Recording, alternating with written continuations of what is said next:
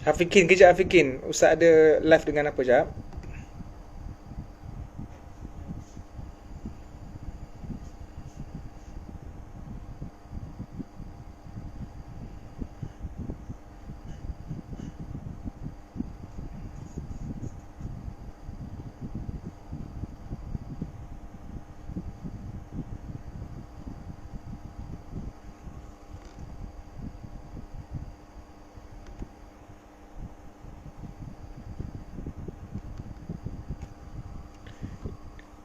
Saya takkan komen isu yang benda yang saya tak tahu. Rohingya ni adalah isu diplomatik, isu kenegaraan. Takut nanti saya menyentuh sesuatu yang tak betul tentang pihak pemerintah. Tak maaf saya tak sentuh pasal isu yang saya tak tahu.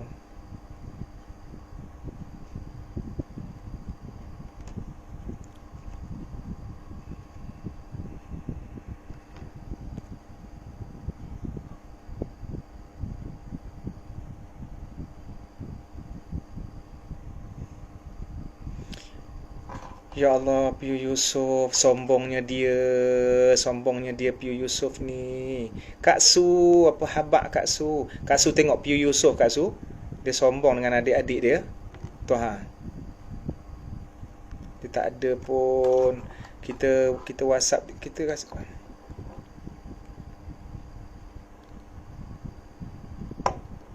sihat. Sihat lah.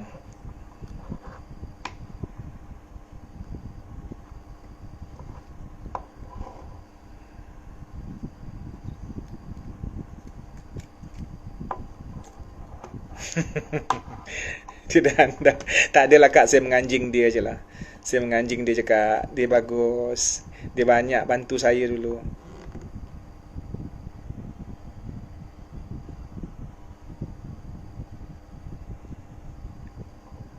Elah, halang oi. Sama juga miss you tu. Dekat mana sekarang ni? Ha? Bang Usul kat mana sekarang ni? Nanti.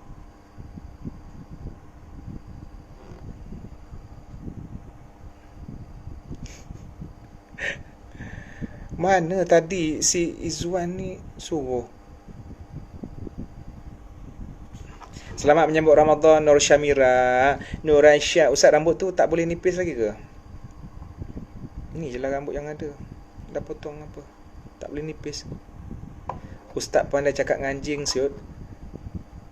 Kau tengok. Mamat ni baru kenal aku.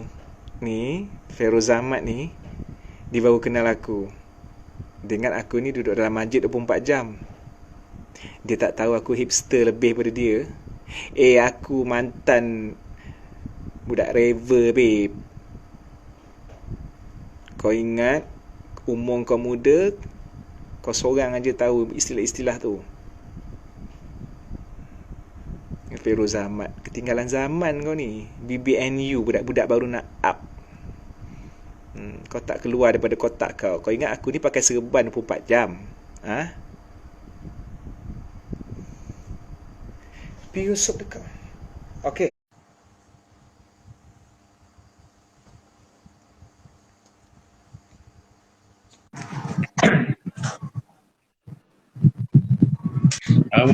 Tak nampak apa-apa pula. Gelap kan? Kenapa? Masalah lain lah kot. Tadi Cik Man baru selesai dengan UIA. Okey lah tadi. Iwan kat mana? Kat Singapura. Sekejap, Isan tukar phone ni satu. Okay? Sekejap. Okay. Left dulu.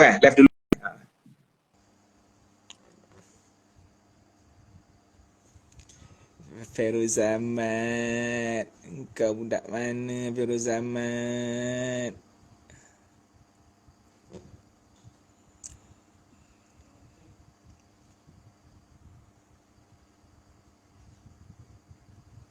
Mat P, sabar Mat P. Tengah tunggu apa ni?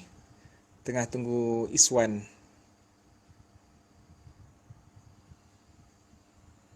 First time join live Ustaz. Oh, terima kasih Irma. Terima kasih Irma. Selamat datang ke dunia Bebel.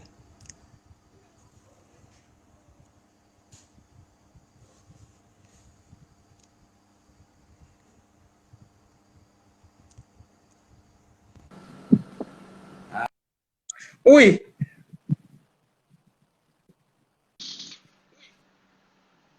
Boleh. Ui, dia pakai kopiah. Imam masjid mana ni? Masjid Singapura. Alhamdulillah. Okey, tu maknanya Cik Man serahkan pada Izwan. Alhamdulillah. Okey guys, pertama Izwan, Ismail. Assalamualaikum. Okey. So maknanya ada beberapa persoalan yang akan Cik Man dengar daripada Izwan untuk ialah soalan-soalan yang berkaitan lah. So boleh mulakan terus insya-Allah. Boleh. Tapi tanya Cik Man sihat? Alhamdulillah sihat orang tua. Dah makan dinner ke? Dah. Sambal petai. Alamak. Dia lain okey ya. Risau juga ni kan? Risau juga lain ni tersekat ni. Okey. Semalam tengok Cik Man makan lewat juga. Makan telur hangus tu. Pukul 1 pagi. 4 kali tambah aku makan. Wah. Ni belum makan lagi lah? Dah. Ni dah makan untuk dinner yang fasa pertama dah. Untuk fasa kedua. Fasa kedua ada fasa kedua macam PKP pula Okay. Actually Iswan nak buat live ni sebab Iswan nampak artikel. Sebab hari tu kan Iswan tanya Cik Man pasal terawih kat rumah kan. Lepas tu hari ni nampak artikel kat M-Star pasal dia cakap baca Al-Fatihah je dah cukup untuk terawih kat rumah. Sebab Iswan pun risau sebab sebenarnya kan kalau kita ikut imam pun imam baca surah apa kita ikut je kan. Tapi kat rumah ni kalau kena baca surah sendiri tu mana tahu Iswan baca salah ke apa kan. Risau juga lah. Mungkin Cik Man boleh terangkan.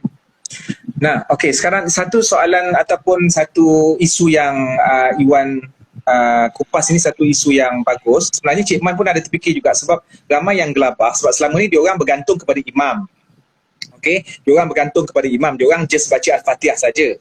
Jadi sekarang ni bila PKP kat rumah, so selama ni yang kita duk heboh imam baca panjang, imam baca pendek, imam baca surah ni surah tu, dia sendiri yang akan jadi imam bulan Ramadan ni. Dia sendiri akan standby dengan pengkritik dekat belakang dia. So macam mana kita nak buat tarawih? Saya tak hafal selawat antara dua rakaat masa bagi salam tu ada selawat tu nak naik fadlam minallah wa ni'mah apa semua tu kan budaya di Malaysia, tapi Cik Man tak tahulah di Singapura macam mana. Jadi apa sebenarnya yang perlu untuk sembahyang tarawih? Adik-adik yang dikasihi sekalian, semua netizen dan semua followers yang sedang mendengar ini, jangan risau, sembahyang tarawih ini sangat-sangat mudah, sangat-sangat kacang, boleh dilaksanakan oleh semua peringkat, daripada geng motornya, daripada mak rempitnya, daripada imamnya, daripada ustaznya, daripada orang yang paling alim sampailah kepada orang yang tak reti apa-apa. Sembahyang tarawih sangat senang. Sembahyang tarawih buat 2 rakaat, ini Cik Man bagi yang paling ringkas kau boleh buat. Sembahyang rakaat, contohlah sembahyang tarawih nak buat 8 rakaat. Campur witir 3. Okey? Jadi 8 itu 2 4 kali salam. Kemudian witir 3 buat 2 kali salam, 2 dengan 1. Jadi apa benda yang nak dibuat? Tak ada apa yang nak dibuat. Sembahyang saja 2 rakaat sama macam sembahyang subuh. Dan Al-Fatihah semua hafal, jangan kau cakap tak hafal, Al-Fatihah semua hafal. Kemudian bacaan ketika rukuk, iktidal itu sama sebagaimana bacaan ketika sembahyang Zuhur dan Maghrib, Isyak, sembahyang 5 waktu. Jadi kita nak buat contoh hari ni tarawih pada hari yang pertama, buat 2 rakaat bagi salam. Tak hafal doa, tak hafal zikir, tak hafal selawat, tak ada masalah. Sebab benda tu tak wajib. Berbagai Assalamualaikum warahmatullahi, Assalamualaikum warahmatullahi. Nak baca apa ni? Terus naik buat rakaat yang buat 2 rakaat yang seterusnya.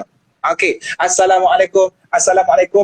Tak tahu nak baca apa, doa pun tak tahu, kemudian zikir pun tak tahu, selawat yang biasa kita pergi masjid pun tak tahu. Terus naik 2 sampailah habis 8 dan kemudian sambung 3 witir pukul 10.30 tu sambung kalau nak sambung. Kalau tak nak sambung, nak bangun pukul 4 pagi tak apa, berhenti tarawih setakat tu. Pukul 4 pagi kalau bangun sambung witir 3 sebelum sembahyang subuh. Itu sahaja. So bila kita tanya apa yang wajib ataupun apa yang rukun, maka apa yang wajib dibaca ketika 2 rakaat tarawih itu sama rukunnya 13 rukun ketika sembahyang 5 waktu sehari semalam. Rukun yang pertama, niat, berdiri tegak, takbiratul ihram, Al-Fatihah. Cuma kita katakan kalau baca waladdallin amin, saya jadi imam, saya tak hafal apa pun. So nak baca apa? Tak payah baca, rukuk terus. Cuma mungkinlah orang belakang tu selalunya kalau kita sembahyang jemaah dekat Malaysia ni, lepas imam baca Fatihah, makmum baca Fatihah. Jadi imam kena baca surah lain. Jadi surah lain tu saya tak hafal. Tak payah baca surah panjang-panjang Al-Baqarah ataupun surah Ali Imran, tak payah. Baca surah yang biasa kita hafal dan kita memang hadam selama ini. Inna a'tayna, qul huwallah, qul a'udzu birabbin nas, qul a'udzu birabbil falaq. Allah pun sebut dalam Quran, faqra'u ma tayassara minal Quran. Bacalah apa yang senang bagi kamu daripada Quran. Ya Allah, semayang tarawih senang gila. Macam buat sardin ni, kau buka aja. Tiba-tiba pula ada depan Cik Man, kau buka betul, kau curah aja. Ini lauk yang paling simple. Apa masalah korang lagi nak fikir tarawih? Kau fikir, ya Allah, ya Tuhan, ku habislah masa depan saya Ustaz. Habislah Ramadan saya. Saya tahu ni tarawih tak ada. Kenapa? Selawat saya tak hafal. Tak ada masalah. 8 rakaat, 3 witir, 7 minit selesai. Maknanya tanpa selawat, tanpa zikir. Itu kalau laju. Tak baca surah pun tak apa. Yang penting Al-Fatihah. Tapi tak adalah kita nak cepat-cepat. Kita buat santai je Wan. Maknanya mungkin lepas 2 rakaat tu dia nak pergi dapur kejap. Sebab sebelum ni kalau kita di masjid, kita akan terikut waktu masjid. Masjid waktu dia terhad daripada pukul 9 start sampai pukul 10.30. Lepas tu morel, lepas tu imam dah tutup masjid dah. Okey. Tapi sekarang di kita ada musim PKP ni di rumah, kemudian santai. Start pukul 9, 2 rakaat, mulakan 2 rakaat. 2 rakaat tu nak apa ni, berapa minit? 2 rakaat 5 minit, macam semayang subuh lagi panjang dengan kunutnya, dengan surah selepas tu. Jadi 2 rakaat, lepas tu berhenti kejap, mungkin nak tazkirah ke ataupun nak bincang-bincang kalau dengan keluarga lah. Siapa yang single tu tanggunglah sendiri kan. Tapi kalau dengan yang keluarga, Wan apa dengan wife lah semayang je bang. Single. Single. Mak ayah. Okey, saja je lah nak pancing gadis-gadis sampai dalam ID ni. So maknanya Cik Man ni tak ada siapa yang nak. Okey, maknanya dari semalam dengar ayat tu lagi. Lepas 2 rakaat ni, sebab aku dah tua. Lepas 2 rakaat ni, okey, sambung 5 minit, terpulang. Islam tidak menyusahkan. Ya Allah, kenapalah korang fikir tarawih? Tak ada, sebab tak hafal selawat. Zaman Nabi tak ada selawat antara 2 tarawih. Zaman Nabi tak ada zikir-zikir yang khusus. Nabi buka bebas. Siapa yang hafal selawat, silakan selawat. Lepas tarawih saya nak selawat panjang-panjang, silakan. Lepas tarawih saya tak nak baca langsung selawat, silakan. Yang penting ketika 2 rakaat itu rukun. Jangan lupa ambil wudu. Itu sahaja. Senang kan? Jadi kita boleh buat anytime kan? Tak payah sebelum lepas isyak kena sejam 2 lepas isyak ke apa. Tarawih ni Wan, tarawih ni waktu dia selepas isyak sebelum subuh. Jadi sepanjang 7 jam, 8.30, 9, 10, 11, 12, 1, 2, 3, 4, 5. 9 jam ni bila-bila masa. Nak start tarawih pukul 5 pun tak ada masalah. Cuma janganlah ujung-ujung sangat, takut kelang kabut. Dengan sahur lagi apa semua kan. Faham?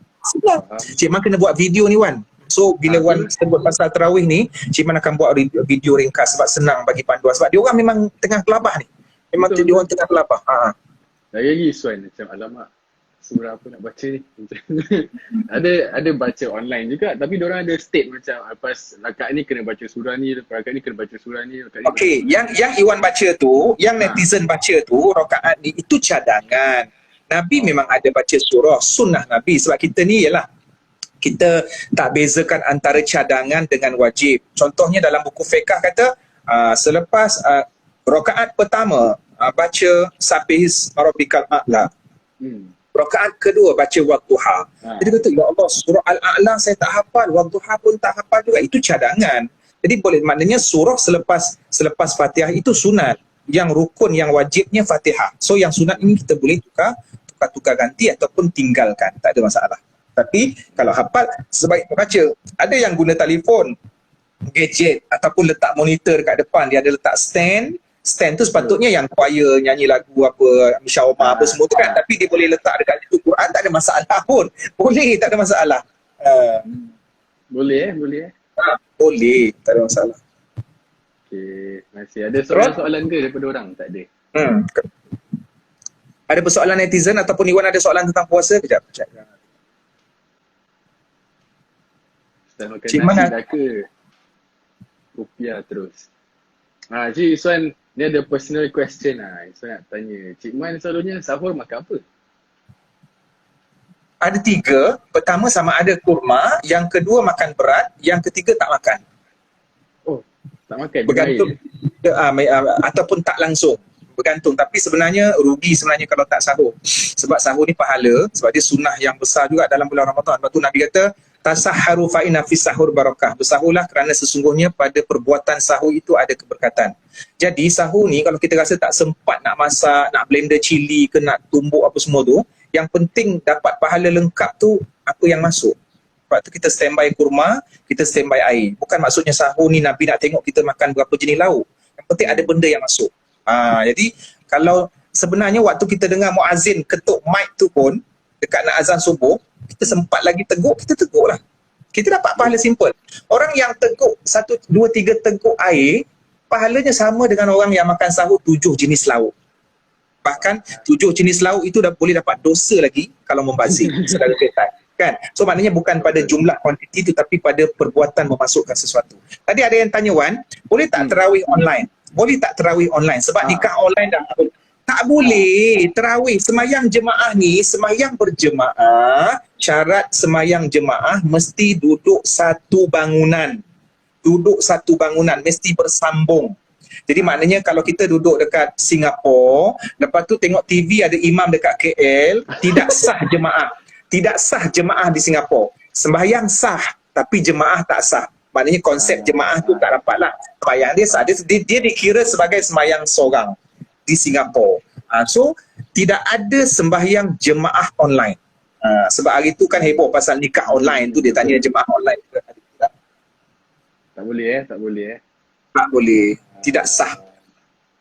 Tapi kalau korang nak buka puasa dengan Cik Man, boleh je buat video call je kan. Buka puasa. Buat video call lah. Lauk masing-masing lah kot. Tengok je lah. Kan? Yang sana lagi sedap daripada yang sini. Okey, kita ada soalan jap. Ustaz cakap kalau tak baca surah Fatihah sah juga. Apa pandangan Ustaz? Ada tak hadis sebab ada orang tak zul Islamiyah? Tak faham. Dia tak habis baca lagi. Dia tak habis soalan. Okey, dia kata Izwan, cuba tanya Ustaz boleh tak kalau surah-surah sama saja? Boleh. Boleh. Kan asalnya kalau tak baca surah langsung pun sah. Apatah lagi kalau baca surah dan surah tu sama. Lagilah bagus. Kalau tak baca langsung surah pun memang sah. Kalau baca surah, lagilah sah. Dan kalau baca surah yang sama, maka tak ada masalah. Kita dapat pahala. Solat witir 2 atau 1. Witir ni maksudnya ganjil. Ganjil, nombor ganjil 1, 3, 5. So kita boleh buat witir 1 rakaat, tak ada masalah. Ataupun buat 3. 3 1 salam ke ataupun 2 salam pun tak ada masalah. Ganjil buat 5, 7, 9 dan seterusnya. Kalau takut subuh dah nak dekat, kita buat 1 sahaja. Itu yang Nabi sebut dalam hadis. Lepas tu kena bangun awal. Solat witir sunat. Kalau semayang dekat rumah macam mana? La ilaha illallah. Baru aku cakap tadi Arif Zam. Arif Zam. Tadi baru Cik Man. Aku dah khutbah Jumaat tadi dah. Semayang dekat rumah. Semayang tarawih dekat rumah macam mana? Macam tu lah. Kau semayang seorang buat 2. 4 kali. Kemudian witir. Tetap pulang pada engkau. Cik Man, actually ada soalan ni. Dia tanya, kalau orang tu mewarnakan rambut tapi pewarna yang digunakan cop halal, apakah hukum dalam solat? Sah atau tak? Okey. Kalau yakin tu masalah sendirilah ya. Bukan masalah Cik Man. Kalau yakin pewarna tu tidak najis dan tidak menghalang air, maka hukumnya sah. Hukum mewarnakan rambut sebenarnya banyak kali Cik Man huraikan sama ada dalam bentuk posting, video ataupun artikel. Mewarnakan rambut hukumnya adalah boleh. Zaman Nabi ada perbuatan mewarnakan rambut. Dan Nabi juga pernah menyuruh seorang sahabat mewarnakan rambut. Nabi suruh seorang sahabat dye rambut, warnakan rambut. Dia dah tua, ada uban banyak, Nabi suruh warnakan. Cuma orang tua tak boleh guna warna hitam, nanti nampak menipu. Umur 70 nampak SPM. Okey, yang boleh guna warna hitam kalau budak form 3 rambut beruban, maka orang ingat dia orang tua, mungkin dia malu, maka dia boleh gunakan warna hitam. Sebab apa? Sebab usia muda memang rambut hitam. Tapi kalau veteran tak boleh guna warna hitam. Tapi boleh guna warna selain hitam seperti coklat, perang, warna-warna inai. Dye dengan inai samalah. Dia proses menukar warna. Cuma dye ni mungkin secara sintetik ataupun bahan-bahan yang moden. Cuma bahan-bahan yang moden tu kalau yakin dekat kedai tu macam ada syura, lepas tu ada tulis halal, it's okay. On je lah. Kalau tak yakin, kau carilah daun-daun inai. Itu je. Hidup ni simple aja netizen. Color coklat boleh? So boleh color coklat? Color yang tidak mendatangkan fitnah dan orang tak menuduh kita orang jahat.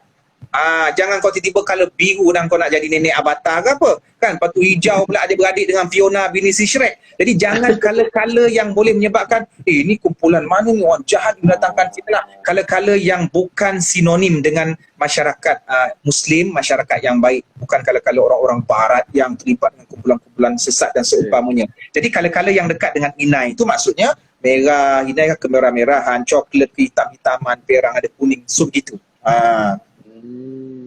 Okay, boleh. Raya ni Iswan rambut blonde, bukan blonde, brown. Ustaz, kalau anak lelaki belum balik menjadi imam. Okey. Siapa dekat rumah ada adik darjah 1? Budak tu kalau mumayyiz, dia boleh jadi imam. Zaman Nabi dulu, ini hadis sahih, kisah sahih. Zaman Nabi dulu ada kanak-kanak umur 6 tahun, namanya Amru bin Salamah, dia jadi imam, makmumnya pakcik-pakcik yang dewasa. Yang penting mumayyiz. Okey, akil baligh itu bukan syarat. Mumayyiz ini yang dapat bezakan yang buruk dengan yang baik. Jadi umur 6 tahun kalau budak tu dah mumayyiz, 7 tahun budak tu dah mumayyiz, tak ada masalah, boleh jadi imam. Makmum dia, mak bapak dia yang dah tua-tua ataupun adik-beradik dia. So benda tu sudah berlaku pada zaman Nabi. Jadi siapa yang darjah 2, darjah 3 tu dah besar dah. Aku pernah tanya budak darjah 4 dah couple dah. Darjah 3 dah couple dah. Jadi maknanya dia orang dah mumayyiz kan. So betul-betul. Ada soalan lagi? Biskut Mary tanya soalan apa? Okay, Cik Mai ada tak apa-apa lagi apa lagi benda yang kita boleh buat time Ramadan yang Cik Mai sarankan, like kita pergerakan kita Singapura PKP masih PKP lagi apa Wan? Maknanya dia akan 1 Jun. Sampai 1 Jun. 1 Jun tu dah diwartakan, maknanya dah ada keluar TV lah. Dah. Oh, kita di sini 9 hari Jumaat ni bagi tahu sama ada extend ke tidak, tapi nampaknya hint macam sampai raya sampai 1 Jun okey. Maknanya kita tak dapat bergerak ke mana, masjid pun tidak, bazar pun tidak. Jadi adakah Ramadan ini rugi? Tak. Ramadan tak pernah rugi. Sebab Ramadan datang ni dengan kelebihan-kelebihan. Allah tak akan terkesan dengan PKP ni. Kan? Bukan PKP ni merugikan Allah. Cuma mungkin PKP ni bagi kesan pada kita. So apa yang kita boleh buat? Duduk saja dalam rumah diam-diam.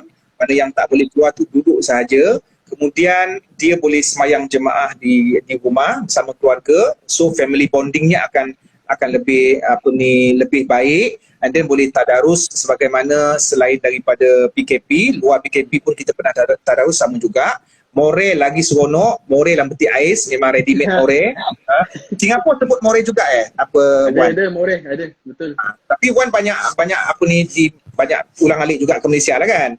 Banyak di Malaysia kalau kat sana. Banyak shoot kat sini nampaknya. Okey, so maknanya kemudian ketika bulan Ramadan boleh buat apa-apa sahaja, itu bergantung kepada kreativiti kita lah, bergantung kepada kreativiti kita. Kita tak melihat bahawa Ramadan ini satu bulan yang untuk bazar saja. Kalau dia memandang dengan hati, maka banyak benda yang dia boleh buat. Bahkan antara kelebihannya kita kurang keluar, kita tak ada nak cuci mata sangat ataupun buat kesilapan dari segi mata, maka di rumah itu satu. Cuma kat rumah ni kena kawal juga, ada gadget dengan ada Netflix apa semua, Avengers apa semua tu kan. Yang tu je lah yang kena kawalnya. Cuma Izzuan ada baca juga PKP ni jadi kita tengok semua kelab malam tutup, semua tempat hiburan tutup. Jadi macam lebih baik jugalah. Dia ada apa. Okay, tapi nanti Isu ada baca juga. Kita puasa tak boleh postpone tapi raya boleh postpone. Betul Okey. Okey. Raya 1 Syawal tak boleh postpone. 1 Syawal tetap akan datang. Raya tetap akan datang. Puasa cukup sebulan, besok pagi boleh makan. Yang boleh postpone tu cuti raya. Yang boleh postpone tu open house. Open house boleh postpone. Tapi dah habis Ramadan, 30 Ramadan, 1 Syawal tetap wajib makan. Siapa yang puasa pada 1 Syawal, maknanya dia maksiat kepada Allah. Siapa yang puasa 1 Syawal maksiat kepada Allah. So maknanya 1 Syawal, tengok benda yang nak buat bagi kita baik tapi bagi Allah kemungkaran. Sebab Allah yang decide. Allah yang decide Zuhur 4 rakaat, tiba-tiba kita nak, tak apalah saya rajin saya nak buat 7. Yang tu tak boleh. Allah yang decide. Semayang ibadah ni jangan buat main-main. Ibadah ni yang boleh modify Allah sahaja. Tapi dalam bab keduniaan kita, main futsal, nak berapa gol, nak berapa tiang gol, itu terpulang. Allah serahkan pada kita. Tapi bab ibadah itu kuasa mutlak, total, milik Allah. Jadi Allah kata 1 Syawal raya. Rayalah. Tapi cuma mungkin maksud netizen tu raya postpone tu mungkin dia nak pergi rumah ke rumah, mungkin dia nak buat open house besar-besaran. Yang open house tu memang kena postpone sebab kita PKP dilarang untuk buat mass gathering. Tapi raya yang kita sambut dengan hati, Allahu Akbar, Allahu Akbar, Allah, dekat takbir Singapura sama tak dia punya mendayu-dayu dengan so yang tu boleh terus buat pada sunnah pada 1 Syawal tu sampailah habis selesai semayang raya, maka selesailah takbir. Okey, Wan, dia ada ni Yus Malik. Cik Man, soalan sensitif. Mak tak nak ayah jadi imam. Mak kata ayah baca tak berapa betul. Betul tak cara tu? Takkan mak kau nak jadi imam, kan? So sekarang ni macam ni lah. Ayah baca tak betul tu bukannya tak betul langsung. Mungkin mak ni mungkin ustazah ataupun bacaan Quran dia bagus. Ayah ni ada huruf-huruf yang dia tak dapat nak sebut, dia tak mampu. Maka lelaki menjadi asas dia jadi imam. Lelaki yang balik, yang dewasa, yang waras, dia jadi imam. Sebutan huruf tak betul, memang itu setakat yang dia mampu. Dia dah all out, dia tetap tak mampu, maka semayang dia sah. Semayang dia sah. Itu bukan ajaran sesat. Yang ajaran sesat, mak kau jadi imam, ayah kau jadi makmum. Jadi maknanya tetap ayah jadi imam. Walaupun bacaan tak betul, dia dapat 2 pahala. Nabi sendiri jamin kita, kalau baca tak betul kemudian merangkak-rangkak dapat 2 pahala. Jadi bukan kita kata awak tak layak. Siapa lagi yang ada dekat dalam rumah tu? Ke mak engkau serumah dengan imam 1, imam 2, imam 3. Memang bapak engkau saja yang ada dalam rumah tu, maka bapak kau jadi imam. Tapi kalau ada adik lelaki engkau sekolah tahfiz ataupun bacaan dia bagus, maka adik jadi imam. Berapa orang lelaki yang ada dalam rumah tu, kan? Ada 3 orang lelaki. Maka pilihlah mana yang terbaik. Sebab Nabi kata yang layak menjadi imam aqra'ukum fil Quran. Yang paling layak menjadi imam yang paling baik Qurannya. Tapi sekarang ni kalau mak engkau dengan ayah engkau, lepas tu engkau sebagai perempuan, jadi dalam rumah tu 1 lelaki. Walaupun mak bacaan dia paling bagus, tilawah qauri peringkat planet apa semua, tapi tetap ayah yang paling layak menjadi imam. Jadi dalam topik baca dengan betul ni semua kan, Iswan nak tanya sebab mungkin dulu shooting semua kan tak ada masa nak baca Quran semua. Jadi Iswan ingat time Ramadan ni nak habiskan, nak khatamkan lagi lah. Tapi masalahnya macam mungkin misalnya tajwid semua dah not that accurate kan, rasa bacaan pun dah macam berangkat-langkah. Tapi masih boleh ke macam is it still valid kalau Iswan baca tapi merangkak-langkak, ada tajwid salah tapi Iswan still nak habiskan?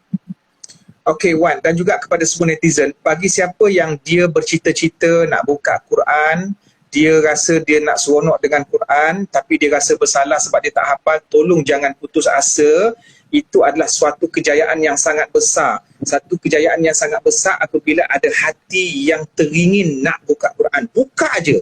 So, kalau sekarang ni kita nak cari guru mungkin payah, ataupun kita boleh cari guru secara online. Ada yang buat pembelajaran secara online. Tapi isunya sekarang ni, bila hati kita memang nak, maka itu adalah kejayaan dalam hidup kita. Allah dah suntik ataupun Allah dah jentik hati itu dengan hidayah untuk buka Quran. Soal merangkak tak merangkak, sebut huruf tak betul, tu yang Cik Man kata Nabi ada bagi jaminan kepada orang yang merangkak baca Quran, kepada orang yang fasih, bagus bacaan dia, kelebihan dia bersama malaikat yang mulia. Kepada yang merangkak bacaan tak betul, merangkak-rangkak tajwid tak betul, Nabi kata dapat 2 pahala.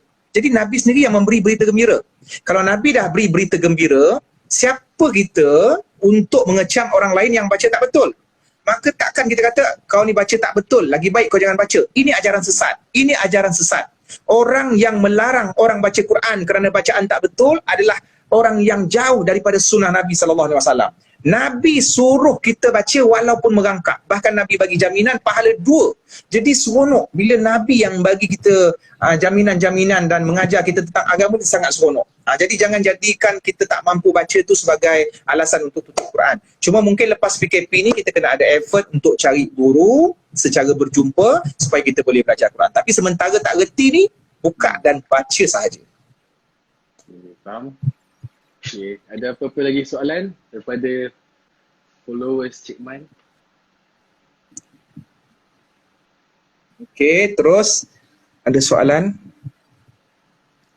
Cik Man pergi Singapura, pertama kali pergi Singapura hari tu, tahun lepas ke, untuk ceramah lah. Memang first time ke sana. Bangunan aja jumpa, tak ada jumpa hutan pun. Memang Memang modern. Yeah. Baca Quran guna handphone boleh dapat pahala. Kalau ada mushaf, lebih baik mushaf Quran. Pembayaran fidyah, okey, macam ni fidyah. Okey ya, Cik Man.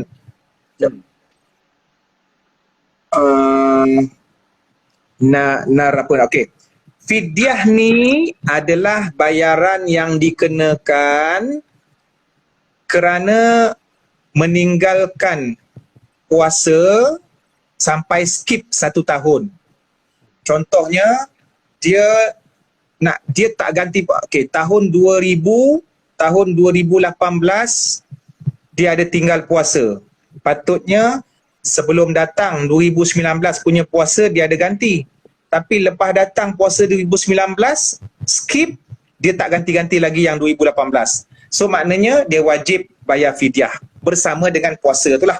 Jadi kalau dia tinggal puasa 3 hari 2018, maka 2020 tu dia wajib ganti 3 hari. Dan 3 hari ni pula dia wajib bayar fidyah untuk sehari puasa, bayar nilai satu makanan harian lengkap. Contohnya sehari orang miskin ataupun seseorang makan RM1.50. Maka RM1.50 darab 3 hari puasa yang dia kena ganti RM4.50 RM4.50. Jadi maknanya dia bayarlah RM4.50. Dekat mana nak bayar tu Cik Man? PKP ni. Okey, nak pergi ke pusat zakat PKP mungkin boleh bayar online, kena install lah benda tu, ataupun bagi orang miskin yang berdekatan seumpamanya lah, nanti boleh simpan atau boleh tangguh. Boleh je, tak ada masalah. Itu fidyah. Faham. Yusof tak dapat tengok soalan-soalan lah. Dia memang sebab laju tu Cik Man tak dapat nak. Tapi soalan dia soalan berulang sebenarnya.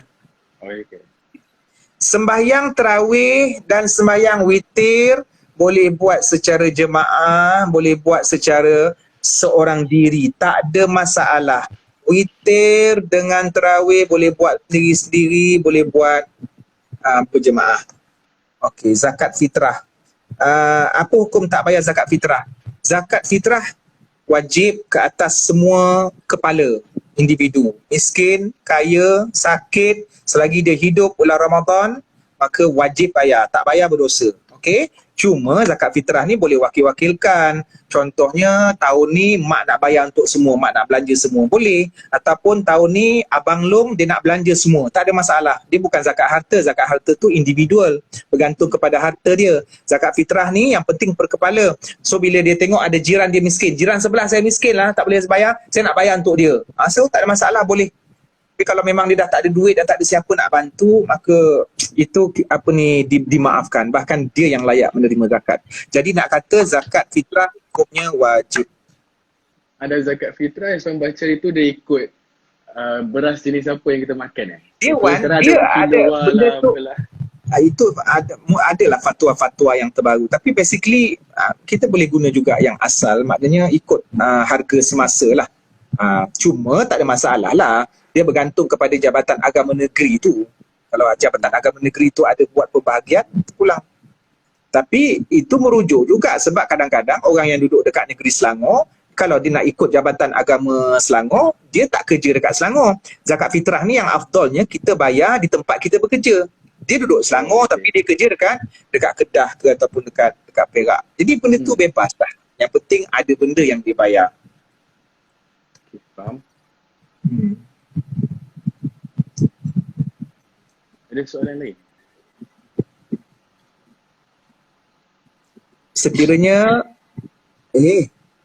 Sekiranya before ni kita tidak menggunakan solat fardu dengan betul semacam kerap tinggal, sekiranya kita cuba menggunakan solat kita wajib fardu. Yes, Fat Zainal, sembahyang yang kita tinggalkan pada zaman dulu kita wajib qada, tapi secara perlahan-lahan lah. Bila-bila masa boleh qada. Bila-bila masa. Contohnya dulu engkau ada 100 sembahyang zuhur yang kau nak ganti. Ada 100 sembahyang zuhur. So macam mana nak ganti ni? Ganti bila-bila masa. Engkau boleh ganti waktu subuh, kau boleh ganti waktu asar, waktu isyak, lepas subuh, lepas asar, tak ada waktu yang haram. Bukanlah maksudnya kau kena gantikan 100 kali tu dalam satu hari, nanti kau jemur. Kau boleh buat ansur-ansur, hari ni satu, lepas zuhur yang sebenar untuk hari ni, tambah lagi satu zuhur. Besok lepas zuhur yang sebenar untuk hari besok, tambah lagi satu zuhur. Niat dia niat qada lah. Dalam hati kau niat qada lah macam biasa nak ganti, tak ada masalah. Oh, okey.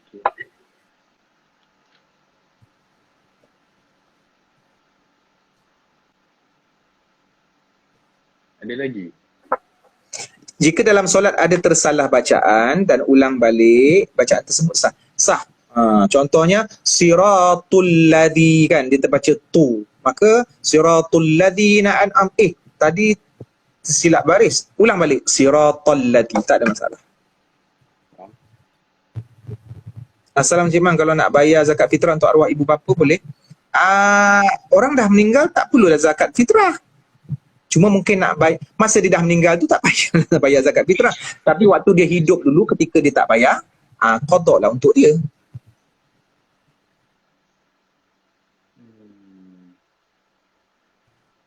Maksudnya kalau dulu kita tinggal solat ketika boleh ganti kita boleh ganti semula, wajib ganti.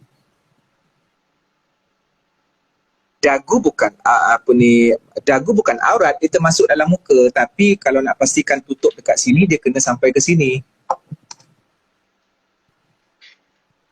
Anak saya sakit kena makan ubat 3 kali sehari sepanjang hayat. Kalau tak makan tulang reput dan lain ringkesan. Boleh tahu apa hukum takkan tak boleh puasa sepanjang hayat? Okey. Dia kata anak dia. Anak dia. Kalau maknanya sakit yang heavy, yang berat. Kalau betul-betul doktor dah mengesahkan dia kena makan ubat, maka dia masuk kategori yang hanya wajib membayar fidyah. Wajib bayar fidyah. Jadi maknanya dia bayar fidyah sahaja. 30 bulan tu, 30 bulan pula dah, 30 hari tu bayar fidyah. So tak wajib puasa. Sebab kalau puasa nanti membunuh dia.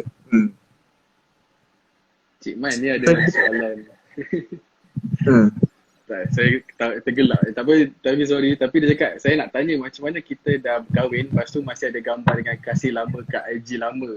Nak delete tapi IG tu lupa password pula. Berdosa ke kat suami? Yang tanya ni lelaki ke perempuan? Perempuan.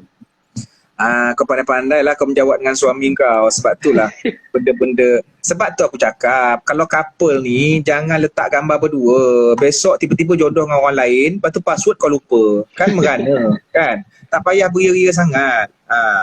Dah kahwin pun jangan letak gambar dengan suami isteri sangat. Besok kalau bercerai, kahwin lain, kan? Jadi benda-benda macam tu pandai-pandai lah uruskan. Tapi kalau memang dah tak tahu password, nak buat macam mana? Bagi tahu je lah suami. Bagi tahu je lah pasangan. Okay, ni soalan ni Suan pun ada masalah ni. Dia cakap, Ustaz, kalau terlupa ganti puasa 5 tahun lepas dan tak ingat berapa hari kena ganti, macam mana? Pilih jumlah yang paling dia yakin. Kalau nak yakin betul 30 hari. Kan, kalau nak yakin betul, confirm lah 30 hari. Tapi takkanlah dia tak ada yang puasa. Mungkin 28 hari ke dia tak puasa, mungkin ada 2-3 hari. Okay, bila kita rehat dan tidur, lepas tu kita niat sebagai ibadah, kita dapat pahala, betul lah? Boy, kalau dalam 10 jam tidur ibadah apanya, memputa namanya.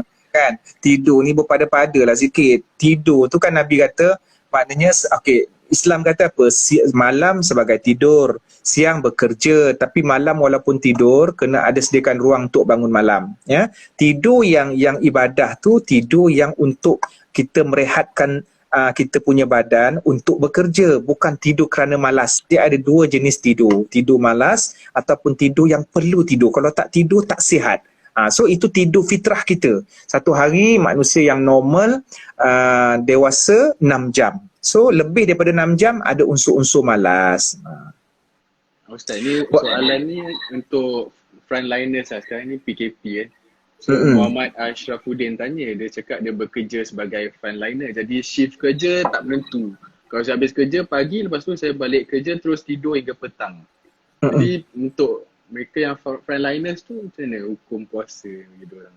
Dia sama juga, kalau misal kata ada kemudaratan ataupun dia berada dalam satu situasi yang sangat letih, menguruskan jenazah, menguruskan tentera-tentera, polis-polis dekat luarnya dengan macam-macam kes, kemudian yang doktor dengan jururawatnya angkat barang itu ini dengan memerah dia punya kepala otak dia untuk menguruskan sampai dia jadi lemah. Kalau tak ada air dia boleh mudarat, maka dia boleh buka puasa.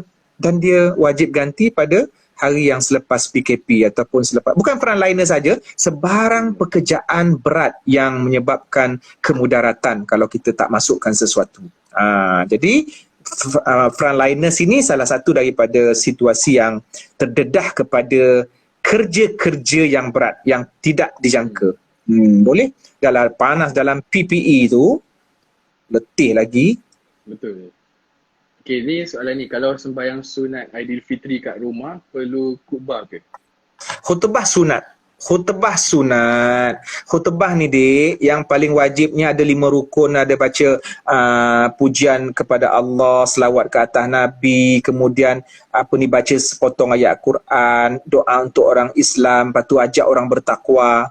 5 tu dah buat dalam khutbah, dah selesailah khutbah. Rasanya 5 tu kalau dalam tak sampai seminit setengah habis dah khutbah kan. Alhamdulillah wassalatu wassalamu ala rasulillah. Dah buat 2 rukun dah kan. Ittaqullah dah 3 dah. Inna a'tainakal kautsar dah 4 dah. Lepas tu yang kelima, Allahummaghfir lil muslimin. Dah selesai khutbah. Tak sampai seminit selesai kan. Lagi pendek daripada khutbah yang apa tu. Dan dia sunat. Sembahyang Aidilfitri itu pun sunat. Kalau tak buat pun tak berdosa. Tapi rugilah. Inilah peluangnya sembahyang Aidilfitri dengan keluarga. Tapi Wan, sunnah Nabi, sunnah yang sebenarnya sembahyang Aidilfitri pada zaman Nabi, dia tak buat dekat masjid tau. Dia buat dekat tanah lapang, dekat luar. So semua keluar, semua anak-anak dara ke yang apa, yang uzur apa semua keluar. Sebab dekat tanah lapang kan, tak adalah masuk dalam masjid. Jadi untuk meraihkan hari kebesaran. Cuma kita di Malaysia ni kita buat dalam masjid lah, dan ada juga di kawasan tanah lapang, tak ada masalah lah. Cuma sebab nak katanya bila buat dekat tanah lapang tu semua boleh keluar. Okay, kita cari soalan lagi. Cik Man, waktu bila perlu bayar fidyah? Jika suami isteri tak puasa, isteri suri rumah, tiada pendapatan, suami boleh bayarkan ke? Boleh kan? Suami boleh bayarkan. Itu sebagai bantuan suami kepada isteri lah. Kalau tengah syarat mengandung, wajib berpuasa tak? Kalau dia larat, wajib. Kalau dia tak larat dan khawatir kemudaratan kepada diri dia ataupun anak dia, dia boleh buka dan nanti dia wajib ganti ataupun bayar fidyah ataupun buat dua-dua ataupun salah satu. Mesti buat. Okay, ni soalan dia sama macam tadi. Tapi dia tanya, kalau puasa dah ditinggalkan bertahun-tahun sebelum ni, macam mana nak kira pula Cik Man? Sama, soalan berulang tadi Wan. Maknanya dia kena pilih apa tu ni pasal dia kena pilih ni, dia nak kata fidyah ke apa? Betul. Contoh maknanya ada 2 mazhab dekat situ. Kalau 5 tahun dia skip, maka 5 hari puasa tu darab RM1.5, darab 5 tahun. Ataupun ada mazhab yang kedua, tak payah ganda. Maknanya dia ada ganda. Ada pendapat kata kena ganda ikut bilangan tahun sebab dia tak ganti puasa. So maknanya kena gandalah fidyah ikut tahun yang dia skip. Tapi ada pendapat yang mengatakan rasanya kita ambil pendapat yang ni, tak payah ganda. Maknanya kalau 20 tahun yang dulu pun dia tertinggal 3 hari puasa, dia tak ganti lagi, 3 darab RM1.50 sahaja. Tak perlu darab 20 tahun. Okay. Okay, kalau khutbah tu dengan online untuk syawal pertama tu boleh tak? Lagi-lagilah pula saya tinggal seorang je. Khutbah online dia tak menepati syarat lah, tapi dia nak dengar tu sebab untuk mendengar majlis ilmu yang tu tak ada masalah, tidak dilarang. Tapi nak kata kalau kesempurnaan itu dia tak cukup lah syaratnya, sebab dia mesti khutbah mesti dilakukan di tempat dia berada satu bangunan. Kalau dia nak khutbah sendiri pun tak apa. Okay, kita cari lagi.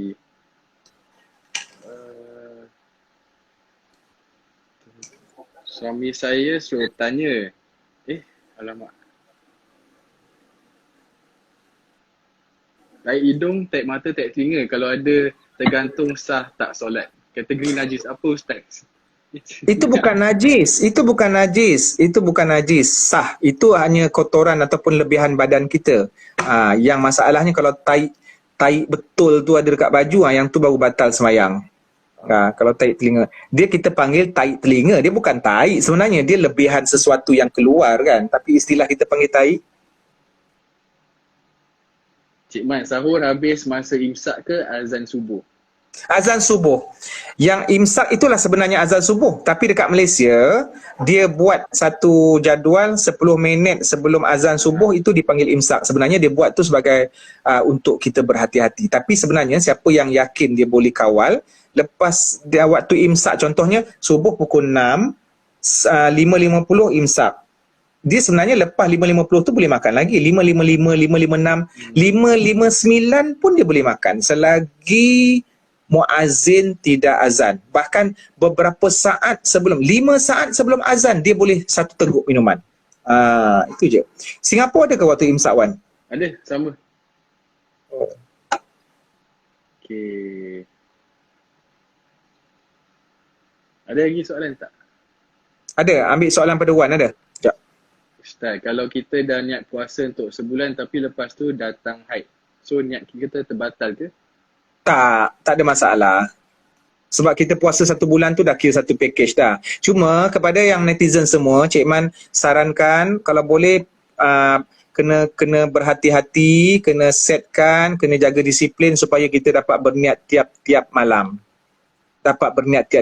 Jangan mengharapkan yang sebulan.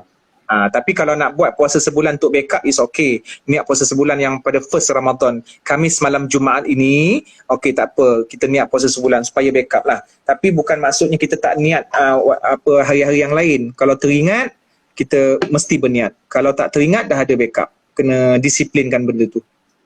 Cik Man, ada seorang ni, Zulraini Othman, dia minat kat Cik Man.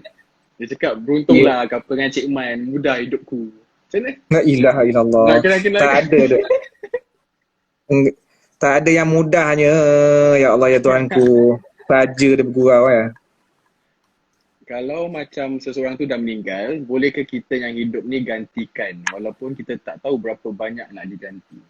Baik, ulama ada perbahasan dalam bab ni. Kalau misalkan ada pendapat yang mengatakan kita boleh menggantikan puasa untuk arwah mak ataupun arwah ayah yang meninggal dunia yang tak sempat habiskan melaksanakan puasa lah. Dan ada yang kata boleh bayar fidyah sahaja untuk diorang. Tetapi kena tengok, dulu mak ayah kita tinggalkan puasa sebab derhaka ke ataupun sebab sakit. Kalau dia tinggalkan puasa sebab derhaka, kita kena bayar fidyah ataupun ganti. Tapi kalau mereka meninggalkan puasa sebab memang sakit, memang Allah benarkan ketika dia hidup dulu, kemudian dia meninggal tak sempat qada, maka kita tak wajib buat apa-apa. Sebab diorang bukan sengaja tinggalkan. Itu je lah.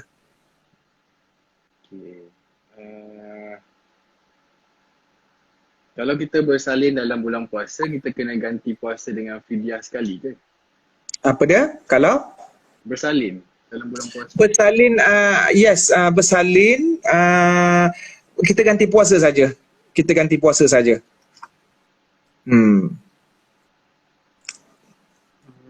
Okey, soalan seterusnya.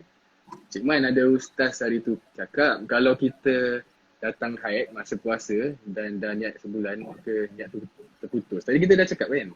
Tadi. Ni soalan yang tadi tak.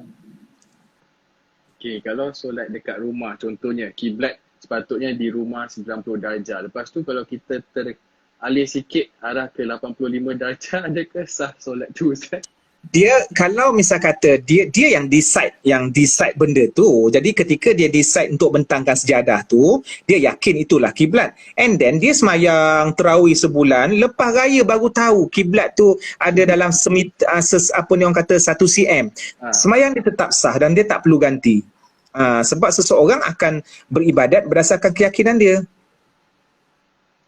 Kalau pesakit COVID-19 perlu berpuasa tak Ustaz? Apa dia? Ada orang tanya kalau pesakit COVID-19 perlu berpuasa tak? Pesakit COVID-19 setakat fatwa yang sudah keluar tidak wajib berpuasa lah, ada kemudaratan di situ. Tapi bergantung jugalah sebab ini kena merujuk kepada bagaimana doktor menyifatkan situasi penyakit itu. Adakah kalau dia tak makan dan seumpamanya dia akan memudaratkan ataupun tidak? Faiz _ Suhaimi, Cik Man nak jawab tentang Faiz _ Suhaimi ni tadi, memang terputus sebenarnya. Di sini ada perbahasan di kalangan ulama. Adakah kalau dia haid itu terputus? Sebab apabila dia merujuk kepada hadis innamal a'malu binniyat. Sesungguhnya setiap amalan itu bergantung kepada niat. Apabila dia menggunakan pendapat daripada mazhab Maliki, iaitu berniat pada malam yang pertama untuk puasa sebulan, bermakna dia sudah package untuk 1 bulan. Dia sudah package untuk 1 bulan, berada dalam satu batang tubuh ibadah puasa. Jadi bila dia haid, kemudian dia bersambung balik dan masih lagi berada dalam bulan Ramadan, puasa dia selepas haid itu masih lagi berada dalam lingkungan niat dia yang first tadi. Ini bagi yang mengambil pendapat Imam Malik ataupun mazhab yang mengatakan boleh niat puasa sebulan. Tetapi bagi mazhab yang mengatakan bahawa wajib tiap-tiap malam itu berniat kerana memandang setiap daripada puasa harian itu adalah ibadah yang berbeza, maka selepas dia datang haid, dia wajib berniat. Dia wajib berniat. Dia 2 situasi. Terima kasih. Jadi kalau kita lupa niat puasa tapi kita masih nak teruskan puasa, boleh? Lupa niat puasa, kalau tidak berniat selepas isyak, tak pernah berniat sampai subuh, maka tidak ada puasa. Tidak ada puasa baginya pada hari itu, maka dia wajib ganti selepas 1 Syawal. Itu yang pentingnya kita juga menerima pendapat yang mengatakan boleh niat untuk sebulan. Sebab sekurang-kurangnya dia akan backup. Tetapi untuk menggabungkan kedua-dua mazhab, maka dia boleh buat dua-dua. Dia buat niat puasa sebulan, tetapi jangan abaikan untuk berniat puasa setiap hari. Faham.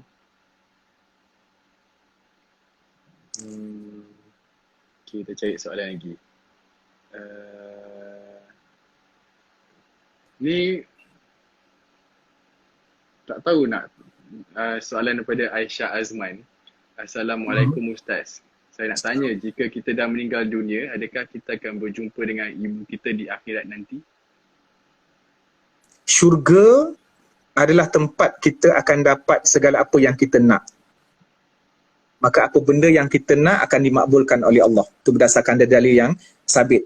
Okey, dalam hadis Nabi, dan kita akan jumpa dalam Quran sebut sendiri dalam Quran ada sebut sendiri nanti di akhirat nanti semuanya akan saling bermusuhan kecuali 2 orang yang bertakwa ataupun 2 orang yang bersaudara atas dasar takwa. Maka kalau itu pun persaudaraan kita sesama Islam, apatah lagi kita akan dapat berjumpa ahli keluarga. Kalau ditakdirkan mak kita masuk syurga, kemudian kita pun akan masuk syurgalah. Tak minta macam itulah. Kemudian dari sudut segala permintaan kita akan dimakbulkan, maka syurga adalah dunia untuk kegembiraan. Contohlah contoh. Ada satu hadis, ada satu pertanyaan, Cik Man, saya bela kucing. Kucing saya mati. Saya boleh jumpa dekat syurga tak? So ini jenis jiwa yang sangat halus. Cik Man pun obses dengan kucing sebenarnya. Jadi maknanya adakah kita akan sedih dan seumpamanya? Baik. Soalan ini dijawab dengan satu hadis yang mengatakan bahawa semua binatang di dunia di akhirat besok tidak akan masuk syurga. Kerana semuanya akan bertukar menjadi debu.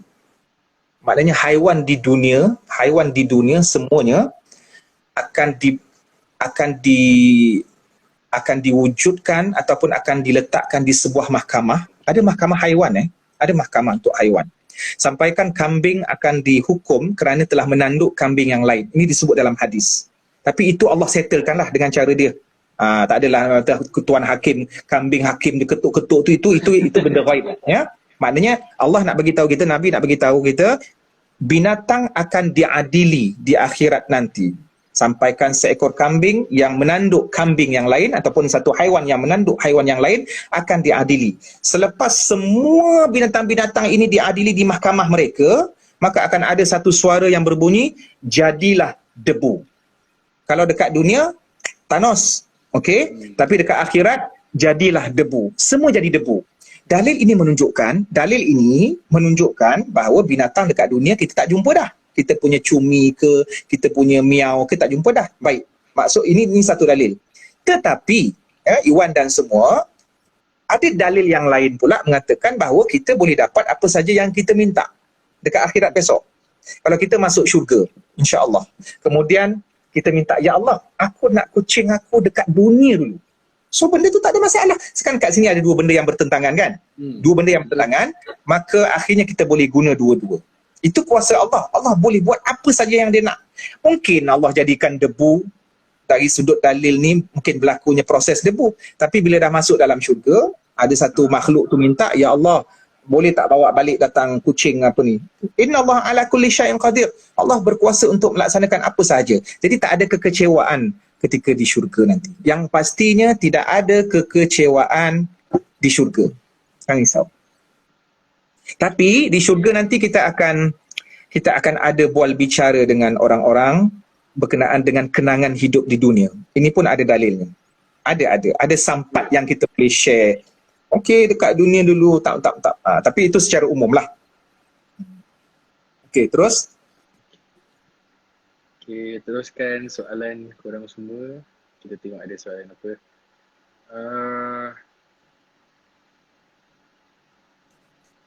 Mak saya tidak digalakkan puasa sebab ada penyakit dalam perut yang tidak digalakkan untuk perut kosong. Abang akan bayar fidyah untuk mak. Dibolehkan tak Ustaz? Okey. Kalau doktor dah kata macam tu, fas'alu ahla dzikri in kuntum la ta'lamun. Bertanyalah kepada yang pakar sekiranya kamu tidak mengetahui. Doktor kata apa? Untuk bab-bab sakit ni bukan jumpa ustaz. Ustaz yang akan bagi jawapan based on doctor's answer. Maknanya ustaz doktor ni macam mana ni doktor? Ni kalau makan ni tak makan ni dia mudarat mati. Boleh bawa mati ni, saya dah cek tadi. Okey, fatwanya ataupun keputusannya kamu mesti makan siang bulan Ramadan. Kalau tak kamu membunuh diri. Jadi doktor kata berlangsung selama beberapa tahun. Mungkin untuk tahun ini saja. Kemudian kalau dia dapat makan ubat lengkap ikut saya punya jadual, dia akan sihat selama-lamanya. Jadi maknanya untuk tahun itu dia boleh buka puasa ganti tahun depan. Tapi kalau doktor kata tak boleh, ini akan berpanjangan sampai selama-lamanya, maka dia hanya wajib membayar fidyah sahaja.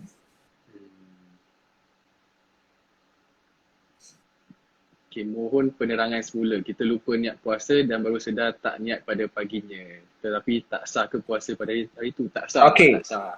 Kalau lepas maghrib tak ingat ni, tak ada baca niat, tak terlintas niat langsung, lepas tu isyak tak terlintas niat langsung, kemudian dah azan subuh, Allahu Akbar, baru ditingat, ya Allah, aku tak berniat, maka tidak ada puasa baginya pada hari itu, wajib dia qada pada selepas 1 Syawal. Tetapi bukan maksudnya kau boleh beli sate kajang, kau boleh buka open table, mesti wajib tahan diri untuk menghormati orang lain. Cuma Wan dan netizen kadang-kadang dia orang ni ingat dia orang batal puasa sebab tak baca niat. Nawaitu sauma ghadin, apa semua yang baca lafaz. Yang tu bukan niat. Kalau tak baca pakai suara tapi ada lintasan dalam hati, puasa dia sah. Sebab niat ini adalah perbuatan hati. Niat ni bukan maksudnya kita pergi nyanyi dalam hati sahaja, tak. Sebarang perkara yang menyebabkan kita teringat besok pagi, besok nak sahur apa dalam hati tu, besok nak sahur apa, dah niatlah tu kan. Bahkan kita bangun sahur tu sebab kita tahu kita nak berpuasa, itu niat. Bukannya kita kena berdiri tegak depan cermin lepas tu dalam hati sahaja aku, bukan. Sebab Islam sangat simple, benda tu sangat simple. So mudah kan, sebarang lintasan. Besok buka nak beli ikan apa, niat. So benda tu boleh membawa kita kepada teringat kepada puasa. Jadi saya rasa yang orang-orang tanya ni semua dia orang fikir kena baca niat tu macam membaca niat tidak bermaksud berniat Maknanya cuma baca niat tu untuk meyakinkan dia. Tapi Singapura ada ke, Wan? Lepas mayang witir tu baca ramai-ramai nawai tu saumarodin. Ada ke budaya macam tu? Tak ada Ada di Malaysia sajalah. Okay, ni ramai orang tanya, esok masih boleh berpuasa sunat Khamis atau tak? Bagi orang yang dah biasa berpuasa Isnin Khamis daripada zaman-zaman dulu, bulan-bulan dulu boleh. Tapi bagi orang yang tak pernah puasa, tiba-tiba menggatal nak puasa besok, maka Nabi kata apa? Tidak boleh puasa sehari atau 2 hari sebelum Ramadan. Maknanya termasuk hari Syak. Hari Syak, hari yang kita tak tahu. Maknanya puasa hari Syak tidak dibenarkan berpuasa lah. Jadi hadis Nabi pun sebut begitu. Kecuali bagi orang yang memang rutin dia berpuasa dan kebetulan besok rutin yang seterusnya. Yang itu dibenarkan. Okay. Ustaz, boleh ke mandi wajib hadas atau junub sebelum azan subuh? Ini nak bagi tahu sebelum azan subuh dah confirm lah boleh. Dia salah faham tu. Selalunya selepas subuh pukul 8 pagi. Bangun-bangun pukul 8 tengok ya Allah basahnya kan. Bau macam bau klorok aja, malam tadi mimpi apa tak tahu. Jadi pukul 8 pula terjaga. Jadi maknanya macam mana batal ke puasa. Ayah ni agak adik-adik yang darjah 6 pergi tempat lain dulu, agak-agak censored sikit. Kita nak cerita macam ni Apabila keluar air mani, ini ilmu apabila keluar air mani, adakah membatalkan puasa? Okey. Kalau keluar air mani di malam hari, sama ada sengaja ataupun tidak.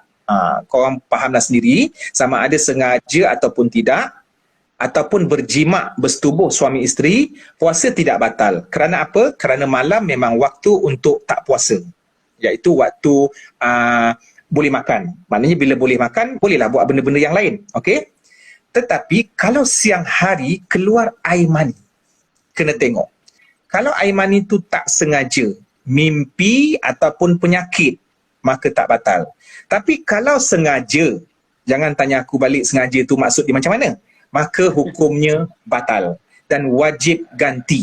Okey? Dan suami isteri yang bersetubuh siang hari, suami sahaja wajib puasa 2 bulan berturut-turut. Dia adalah dia punya denda dia.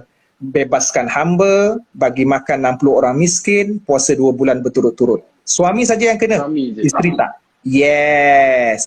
Jadi pastikan siapa yang dah kahwin, yang baru kahwin masa PKP, kena kental dengan godaan isteri anda. Dan tolong kepada isteri-isteri sekalian, jangan menjadi syaitan yang terlepas. Maksudnya syaitan yang menggoda, yang mengganggu puasa isteri anda. Malam ada, susun jadual, elok-elok.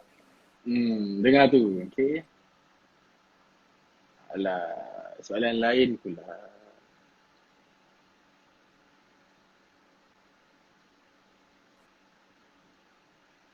Macam dia tak nak cakap lah. Maaf kalau soalan ni agak jahil, tapi saya ada niat untuk menutup aurat pakai tudung. Tapi saya sepenuhnya bersedia. Bagaimana untuk diri sendiri maksa pakai tudung? Okey. Pertama sekali, Cik Man ucapkan tahniah kepada si penanya kerana dia ada terlintas ke arah sesuatu kebaikan lah. Okey.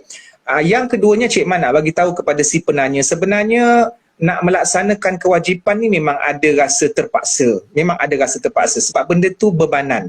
Sebab tu Allah kata, la yukallifullah. Allah tak akan bebankan kita kecuali benda yang kita mampu. Jadi bila Allah kata lelaki perempuan wajib menutup aurat, maka perbuatan menutup aurat itu mampu dilakukan. Cuma mungkin kita gagal disebabkan kita terpengaruh dengan suasana kemodenan ataupun terpengaruh dengan budaya fashion.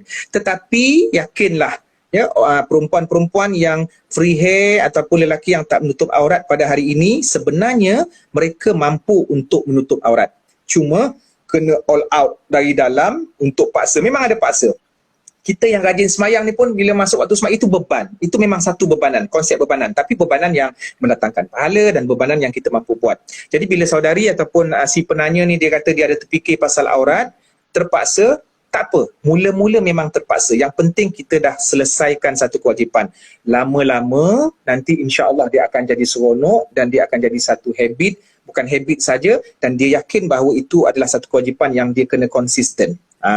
Ada orang dia kata boleh tak saya pakai tudung ataupun tutup aurat bulan Ramadan sebagai menghormati bulan Ramadan, tapi lepas Ramadan mungkin saya buka. Kita katakan orang macam ni bagus sebab sekurang-kurangnya dia ada nilai untuk hormat bulan Ramadan, tapi kena bagi semangat dekat orang ini supaya dia faham tentang konsep kewajipan itu. Dia bukan sahaja kena hormat bulan Ramadan, tetapi dia kena hormat perintah Allah. Allah itu wujud ketika Ramadan dan Allah juga wujud selepas Ramadan sebab Allah sentiasa kekal. Jadi kita kena pusingkan dia supaya dia niat nak buat sesuatu itu kerana Allah. Kadang-kadang dia rasa terpaksa sebab mungkin dia fikir ada orang menganjing ataupun ada orang mengecam. Kita akan tak konsisten buat kewajipan apabila kita fikirkan untuk orang. Tapi bila kita fikir kita buat untuk Allah dan kita akan dapat saham gaji ataupun keuntungan daripada Allah, sudah pasti kita tak akan fikirkan apa yang orang akan cakap dan kita akan terus konsisten dan semangat. Lantak pilah orang kata kita acah-acah ke ataupun orang kata kita sekejap aja ke, hangat-hangat tek kucing ke, yang penting kita buat untuk Allah, maka insya-Allah kita akan konsisten. So tidak ada kecaman di sini. Cik Man, mana lagi penting? Bayar hutang ke bantu orang susah?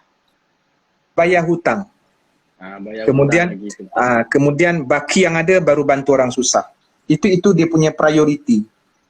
Hutang ni kalau tak selesai, roh tergantung di akhirat. Bahaya. Mati syahid, mati yang paling mulia, tapi orang yang mati syahid tak selesai kerana hutang. Jadi kena hati-hati. Ya, jadi viewers dengar bayar hutang tu. Walaupun 10 sen.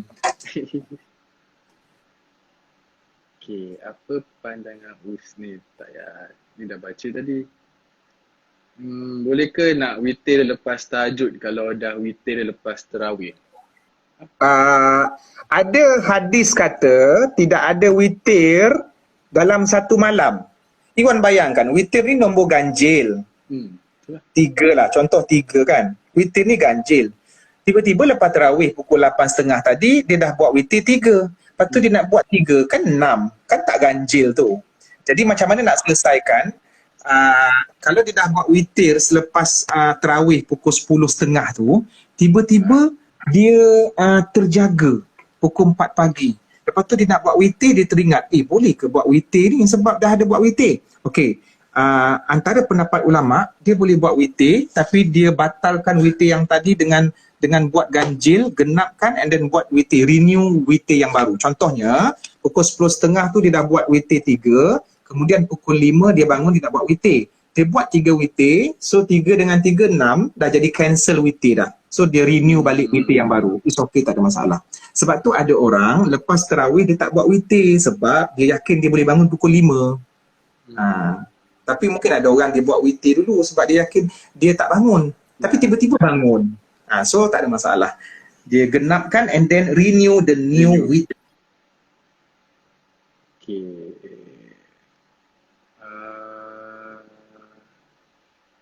Check. Ni saya tak faham.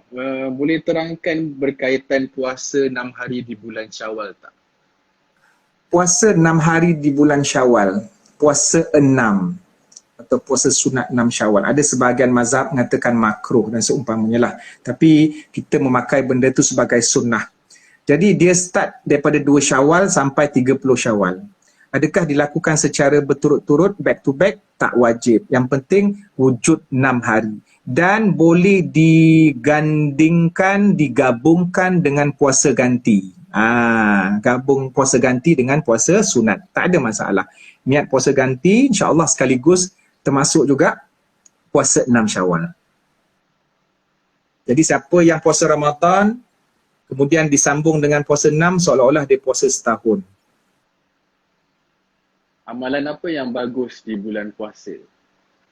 Antaranya bersedekah, itu yang Nabi buat paling banyak, paling banyak Nabi buat. Nabi ni dia kaki sedekah pada bulan-bulan yang lain.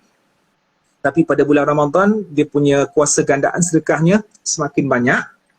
Kemudian sembahyang tarawih di rumah dan perbanyakkan tadarus, ruang kita untuk memahami Quran, bukan saja membaca tapi kita faham. Waktu PKP ni mungkin mudah. dan ada juga IG yang buat secara online. Kemudian mungkin amalan-amalan tu orang nampak skema, tak ada masalah. Perbaiki hubungan dengan adik-beradik. Ya, dulu pernah berdendam sebab berebut remote control, seorang nak tengok Avengers, seorang nak tengok ketuk-ketuk Ramadan. Jadi maknanya antara benda yang paling kita kena perhatikan, netizen guys, benda yang paling kita selain daripada kita tarawih dengan Quran, tolong baiki perhubungan balik dengan orang yang kita bermasalah. Itu paling penting. So no point kalau kita baca Quran and then kita berdendam. Sebab Quran suruh kita berbaik, tiba-tiba kita berdendam. Kita baca Quran ni 3 kali khatam tapi berdendam. So nampak macam basuh baju tak guna air kan. Benda-benda yang macam ni kita kena ambil. Ni Cik Man pesan pada diri sendiri juga. Betul. Okay, Cik Man, lagi berapa soalan Cik Man? Terus yang witir tu, bila kita bangun qiyam, kita perlu solat witir dahulu atau solat sunat lain dahulu? Witir ni dia jadi penutup.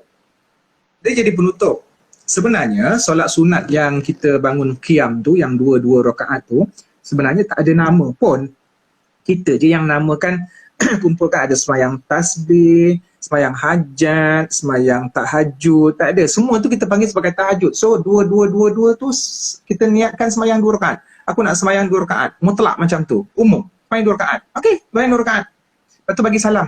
Nak naik lagi 2 rakaat. Okey, semayang 2 rakaat. Lepas tu lagi 2 rakaat. Buat genap 10, 20 rakaat. And then tiba-tiba dekat nak azan. Azan ni, witir tak buat. Buatlah 1 rakaat. Kalau sempat buat 3. Saya rasa kena save lah video ni. Ramai tanya balik, surah apa kena baca untuk tarawih?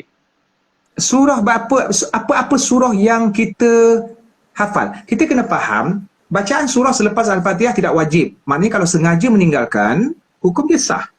Jadi kalau nak baca apa-apa yang kita hafal. Faqra'u ma tayassara minal Quran. Bacalah apa yang mudah bagi kamu daripada Quran. Ada orang nak baca sejuzuk, silakan belajar tahfiz. Ada orang yang tak hafal langsung, mungkin inna a'tayna. Memang tak tahu langsung. Okey, lepas Al-Fatihah, dia rukuk.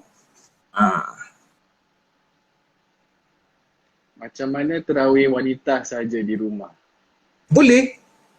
Tak ada masalah. Tarawih wanita, nak tarawih sendiri-sendiri pun boleh. Cik Man nak bagi contoh lah ya, dekat dalam rumah tu ada 7 orang. Ada mak, abah, 3 perempuan, 4 lelaki.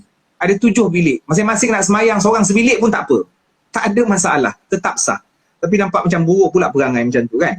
Ataupun nak semayang jemaah pun tak ada masalah. Nak kata simple, tarawih ni simple. 7 orang, ada 7 bilik, mak bilik depan, abah bilik ujung. Lepas tu yang adik-beradik seorang sebilik. Tak ada masalah, tetap sah. Dia bukan tuntutan dia macam semayang fardu. Tetapi sebaik-baiknya berjemaah itu lebih afdal.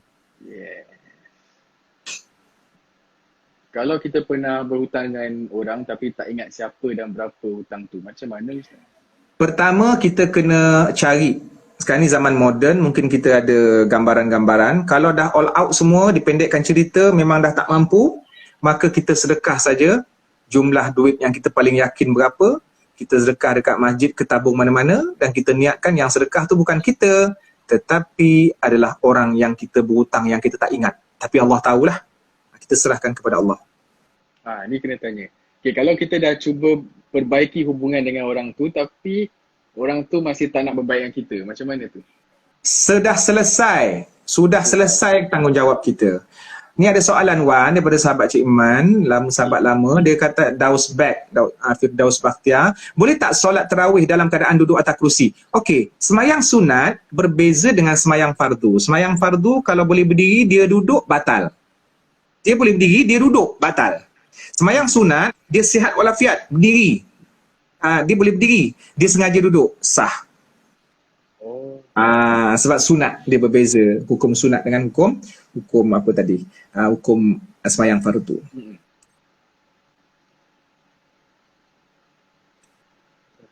Dia nikah online ni korang tunggulah keputusan. Aku malas nak ulah benda-benda. Dia dah jadi satu sensitif. Kalau korang tanya Cik Man jawab sah kalau semua syarat ada. Tapi kita dekat Malaysia ni memang kita kena tunggu peruntukan undang-undang. Jadi kita kena hormatilah pihak pemerintah. Cik Man tak suka nak nak berbincang tentang isu-isu sentimen yang boleh timbulkan perdebatan. Ada orang tanya, kalau boleh dia nak live ni tapi tak tahu macam mana nak record. Nanti Cik Man akan save kan? Cuma dia punya bahayanya, kadang-kadang IG ni dia bermasalah, tiba-tiba dia hilang. IG ni kadang-kadang bila Iwan nak left, Iwan jadi tetamu Cik Man ataupun sesiapa, dia left dengan Cik Man sekali tertutup. Sebab tu nanti sebelum left, memang Cik Man kena end sendiri. Bila kita tengah end tu baru dia boleh share dekat situ. Save kan? Boleh save. So Cik Man yang kena end lah nanti. Yes, Cik Man yang akan end.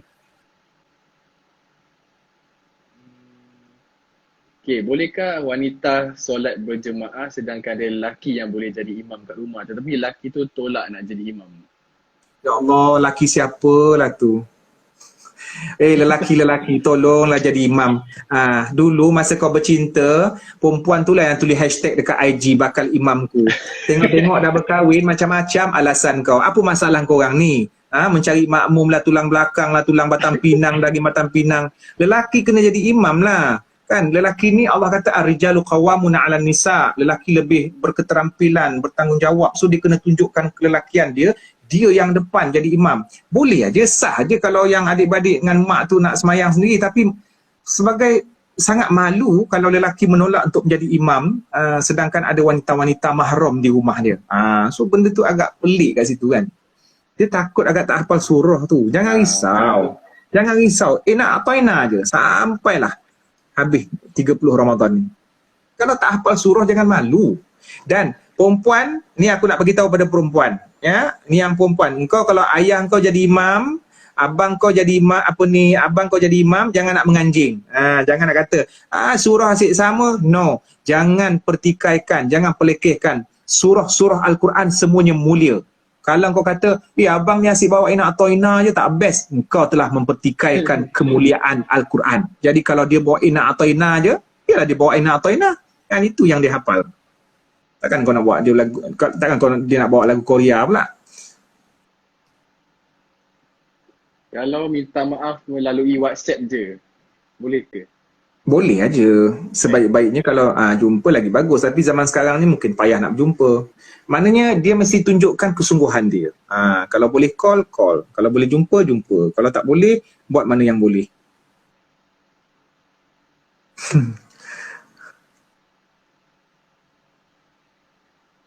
Kat rumah berapa orang Wan tinggal?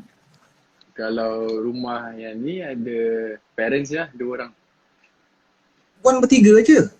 Dekat rumah ni lah sebab kakak dah kahwin So maknanya kiranya sekarang ni bertiga je lah. Bertiga lah. Rumah PKP ni bertiga lah. Okey, mesti PKP. Zikir ringkas yang boleh dibaca lepas 4 rakaat atau boleh diteruskan solat saja tarawih 8? Boleh teruskan solat. Nabi tak pernah menetapkan satu selawat ataupun zikir. Lepas 4 rakaat tu terus naik, tak ada masalah. Ataupun lepas 4 rakaat tazkirah setengah jam ataupun makan setengah jam pun tak ada masalah, bebas sebenarnya. Dia nak bagi faham. Sebab apa Wan dia berlaku macam ni? Sebab kita memang dah budaya berpuluh-puluh tahun dekat Malaysia ni ataupun dekat Nusantara ni, memang kita konsep kita tarawih begitu. Jadi seolah-olah orang menganggap itu sebagai wajib. Kan? Benda tu kena terangkan balik, payah sebab ini first time kita menghadapi sembahyang tarawih kat rumah ni. Itu je lah. Itu isu dia. Padahal sebelum PKP pun tarawih pun taklah pergi selalu. Kan? Tu yang kelang kabut itu.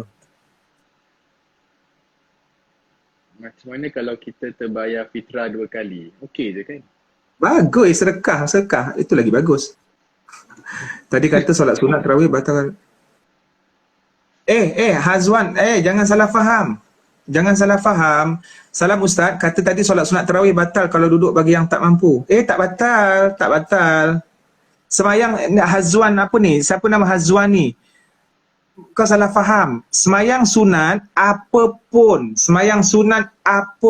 tarawih, tahajud, syukur, hajat ke apa benda ke, kalau duduk dengan sengaja tetap tak batal walaupun boleh berdiri. Jangan salah faham.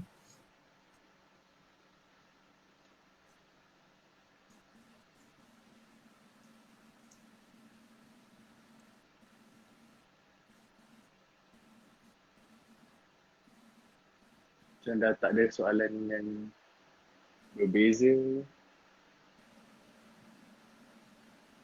Sunnah Nabi SAW pakai cincin jari mana? Ada kata jari kelengking, betul ke? Dia ada macam-macam version lah ataupun ada macam pendapat. Tak ada masalah pun jari mana. Okey? Dan yang betul lah tu yang dia sebut tu antaranya jari kelengking ataupun jari hujung, tak ada masalah.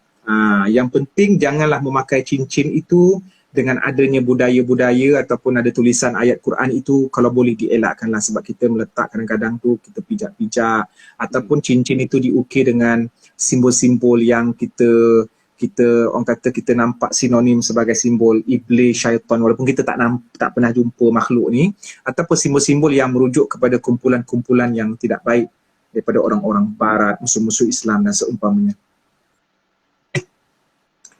Ada yang, okey Azrul, saya memang sakit sejak 2017, jangkitan kuman dalam usus. Saya puasa on off. Macam mana saya nak bayar fidyah? Saya tak ingat jumlah yang saya tak puasa. Saya perlu bayar 30 hari tak? Okey Azrul, kamu macam ni. Kalau kamu ada, Azrul boleh dah sihat. Kalau sekarang dah sihat, maka wajib gantilah. Wajib ganti.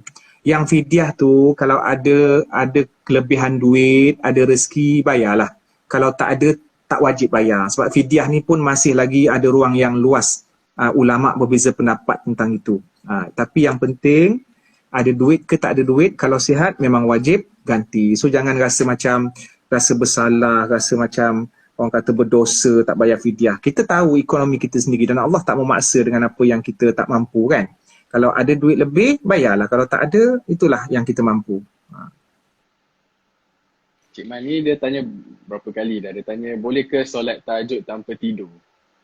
Boleh. Yang afdalnya, yang teknikalnya kena tidur. Sebab tahajud tu maknanya bangkit daripada tidur. Jadi kalau misal kata kita daripada pukul 9, memang tak boleh tidur. Memang tak boleh tidur. Jadi nak buat macam mana? Takkanlah tak boleh semayang pula. So kita teruskan semayang. Cuma dia punya afdal, kelebihan dia tu mungkin tak sehebat orang yang tidur dulu. Sebab dia punya struggle tu daripada tidur kena bangun itu lagi kuat, kena perlukan kekuatan. Sebab short tidur tiba-tiba kena bangun kan. Yang tu lah mujahadah dia dekat situ. Tapi kalau tak boleh tidur, teruskan sajalah semayang. Sekarang ni PKP ni budak ni tidur lambat, semua tidur lambat. Betul. Dia reset balik.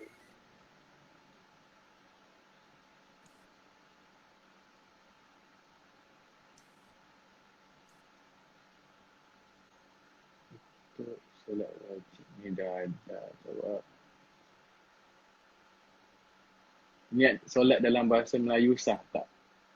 Sah, dalam hati kan. Zadul Huda, tolong jap bagi pencerahan, apa hukum aurat menantu perempuan dengan ayah mertua yang bapa tiri kepada suami? Okey, Zadul Huda, bapa mertua tiri bukan mahram untuk kamu. Bermakna kamu kena tutup aurat dan tidak boleh salam. Kamu kena tutup aurat. Dan selepas kamu bercerai dengan suami kamu, kamu boleh kahwin dengan bapa tiri. Tapi kalau bapa mertua kandung, bapa kandung suami, yang tu macam bapa kandung. Jadi bapa mertua tiri dah jadi orang lain tau.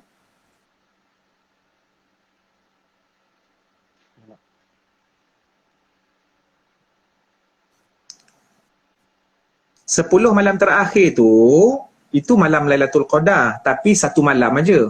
Malam yang mana satu tak tahu sebab Allah surprise. Kalau Allah bagi tahu, dah tentu kita bangun malam tu aja, malam lain tak bangun. Jadi sebab tu Allah rahsiakan supaya kita bangun tiap-tiap malam. Allah supaya kita bangun tiap-tiap malam, itulah hikmahnya supaya kita lagi rajin beribadah. Cuba Allah kata, okey malam tu Qadar malam 27. Memang malam tu je kau bangun, yang lain semua tak bangun, kan? Jadi benda tu tak betul lah. Itulah politiknya, itu hikmahnya Allah merahsiakan malam Lailatul Qadar. Cuma adalah hadisnya yang menyebut kalau tanda Lailatul Qadar tu malam tu dingin, lepas tu besok pagi tu bangun matahari tak terlalu terik dan tak terlalu sejuk. Redup macam tu aja. Apa hukum baca Quran Jawi dan Quran Rumi pada yang tak pandai Sebenarnya sangat berbahaya sangat berbahaya dan akan terdedah kepada kemudaratan apabila membaca Quran dan belajar Quran dalam bahasa Rumi. Sebab huruf-huruf Rumi, abjad, ABC tidak boleh mewakili bahasa Arab, bahasa Jawi tadi, bahasa Arab tadi. So, kena usaha cari juga guru dan cari juga Al-Quran dan belajar dengan bahasa Arab sebagaimana Al-Quran diturunkan kepada Nabi Muhammad. Bahaya nanti tertukar makna. Kalau dalam belajar tu pelat-pelat tak apa. Tapi yang penting dia punya rujukan tu betul. Ni dah lah kita tak reti, lepas tu Rumi lagi tak menggambarkan bunyi sebenar. Jadi 2 kali kesilapan kat situ.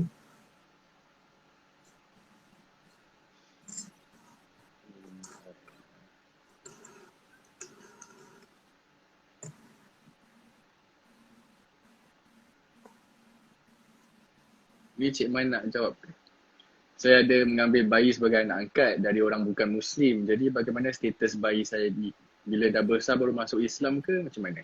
Tak, dia mengikut sebagaimana ibunya, siapa yang membesarkan dia, maka itulah.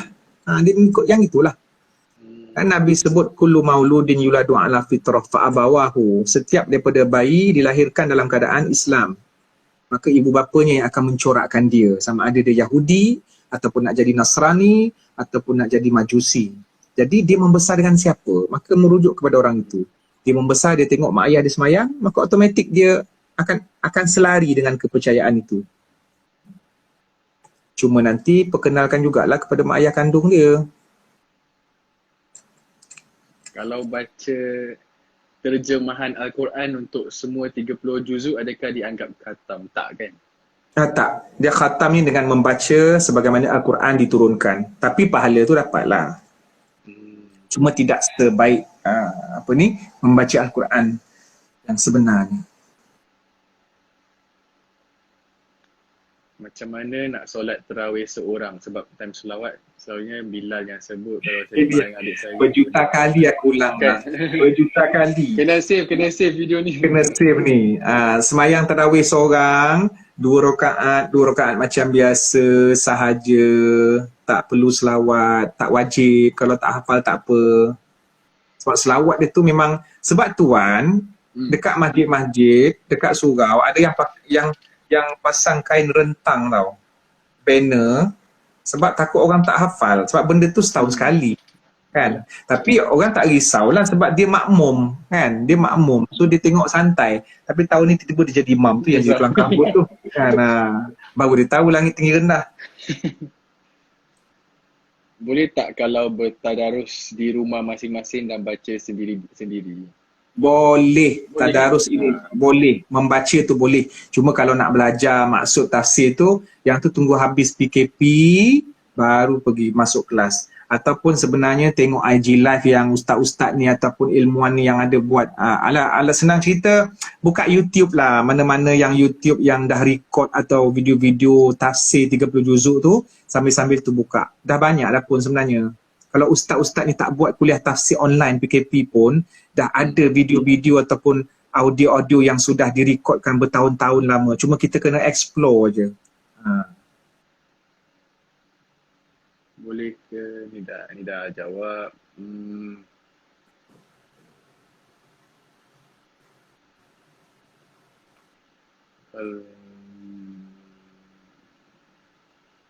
Ustaz sunat atau wajib tadah tangan? Sunat.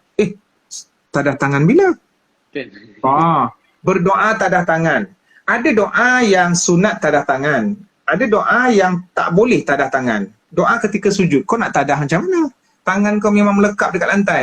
Jadi, dan kalau berdoa tak tadah tangan pun, tak ada masalah, dia tak wajib. Tetapi dari segi adabnya, sunnah Nabi ada berdoa, Nabi angkat tangan sampai nampak putih ketiaknya. Jadi nak kata, doa mengangkat tangan juga merupakan sunnah. Kalau kita boleh angkat tangan, kita tak angkat, ataupun sepanjang doa tak pernah angkat, bimbang kita ni dianggap sebagai sombong kepada Allah. Dan ada doa tak perlu angkat tangan. Doa ketika sujud, tak perlu angkat tangan. Doa-doa pendek ke.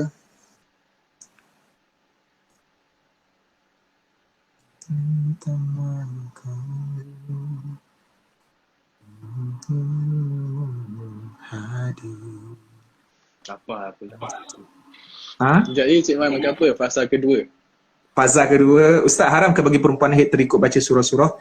Okey, sebenarnya ada perbezaan pendapat. Adakah perempuan yang datang haid boleh baca Quran? Mazhab Syafi'i tak boleh. Kecuali bagi orang perempuan yang dia dalam proses menghafal ataupun dia guru Al-Quran ataupun dia nak belajar Al-Quran. Ataupun boleh baca Quran dengan niat doa ataupun niat zikir. Dan ada mazhab lain mengatakan boleh baca Quran dalam keadaan haid walaupun niat nak baca Quran. So Islam ni luas. Ustaz, amalan Nabi yang baca doa sebelum tahiyat terakhir selepas sujud tu, ya ke? Boleh explain tak? Kira lepas bacaan tahiyat akhir tu terus berdoa ke? Lepas bacaan, maknanya sujud yang terakhir, kita katakan sujud yang terakhir. Tapi sebenarnya dalam satu hadis yang umum, Nabi kata situasi yang paling hampir antara hamba dengan Allah adalah ketika sujud. Ini Nabi sebut. Okey? Maknanya jarak yang paling dekat antara kita dengan Allah ketika sujud. Kita dekat dengan Allah. Sekarang ni pun kita dekat dengan Allah. Waktu ajilah ni kita dekat dengan Allah. Waktu semayang kita dekat dengan Allah. Waktu pergi haji dekat dengan Allah. Waktu bayar zakat dekat dengan Allah. Waktu semayang tu, waktu rukuk dekat. Waktu i'tidal dekat. Tapi dalam banyak-banyak ni yang paling dekat ketika sujud. Sebab ketika sujud itulah kita benar-benar menjadikan diri kita sebagai hamba abdi kepada Allah. Maka Nabi kata perbanyakkan doa ketika sujud. Jadi dalam hadis ini umum. Asal sujud saja boleh. So, tak ada masalah. Cuma Cik Man nasihatkan, anda kata kamu menjadi imam dalam sebuah jemaah, maka jangan syok sendiri.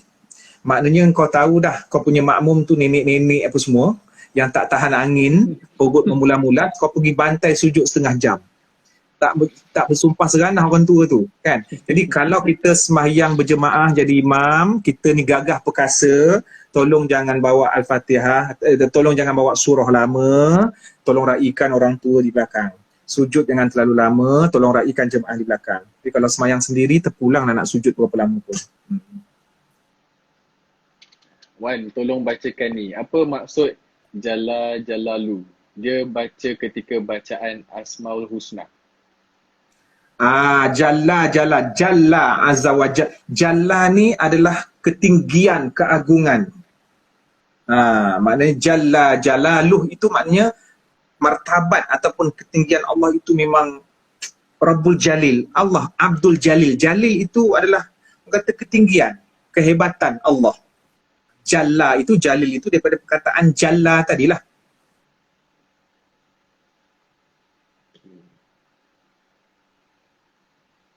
Jalal, bukan Jalal yang prank apa serban bom dekat dalam YouTube tu. Itu Jalal. Ada prank Jalal macam apa tu, Just for Laugh apa semua prank-prank tu kan. Itu nama dia Jalal, pakai serban bawa macam teroris tu. Dekat, Wan ada perasan tak dekat YouTube kan ada prank-prank Jalal prank tu. Tapi maksud nama dia begitulah. Abdul Jalil. Salah satu daripada nama-nama Tuhan. Berdoa dalam hati boleh tak ke kena keluarkan suara juga? Berdoa ni sunnahnya suara.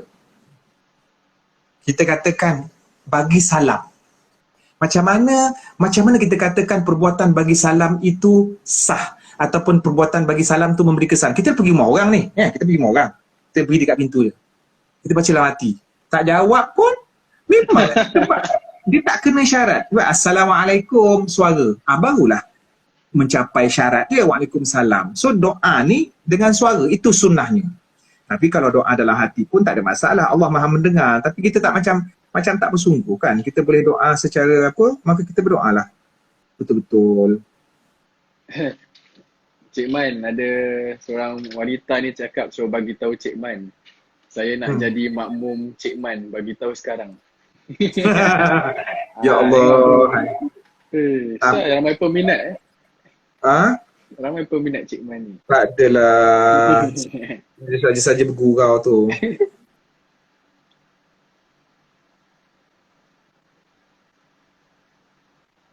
Cik Man, malam ni tak ada nasi goreng ke? Nasi dengan apa? Lauk petai. Wah. Terus.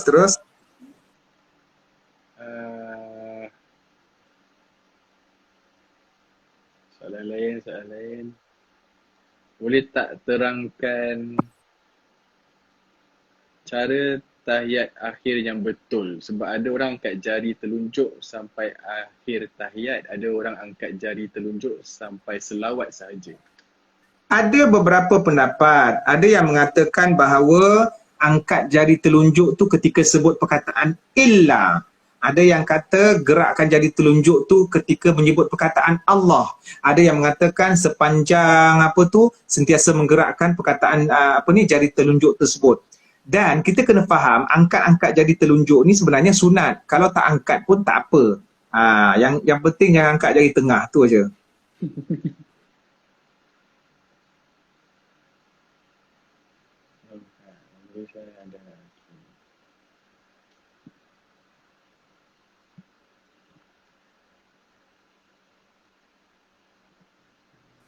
Adakah Cik Man, tak adalah soalan baru. Yeah. Dia macam berulang. Sambil sembayang sambil baca Quran di hadapan sah tak? Sah. Right. Cuma janganlah sampai menyukarkan. Kalau misal kata kena pergerakan tiba Quran tu terjatuh ataupun muka surat tu tertutup, terus baca apa yang kita hafal ataupun kita boleh rukuk. Okay, faham.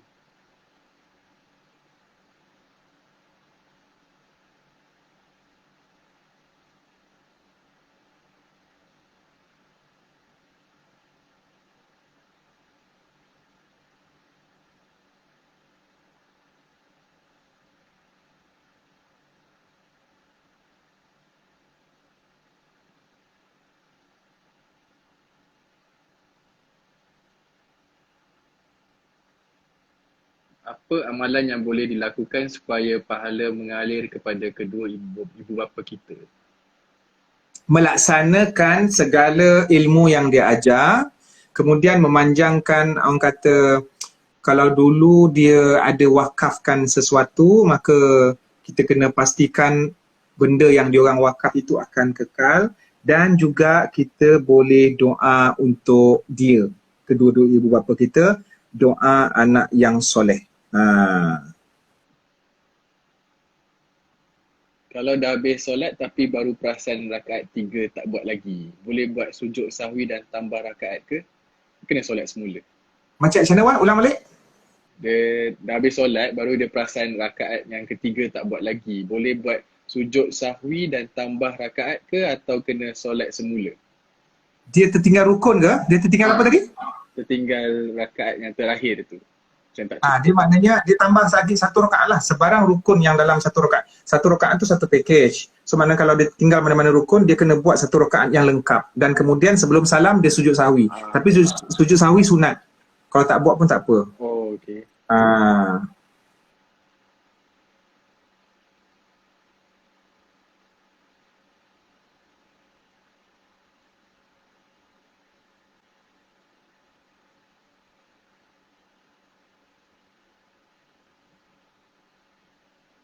Ustaz, kalau kita sewa rumah orang bukan Islam, wajib samak dulu tak rumah tu sebelum duduk? Tak perlu.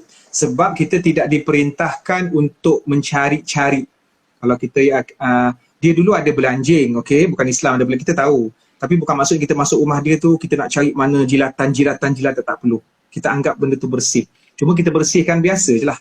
Sebab kita masuk rumah baru.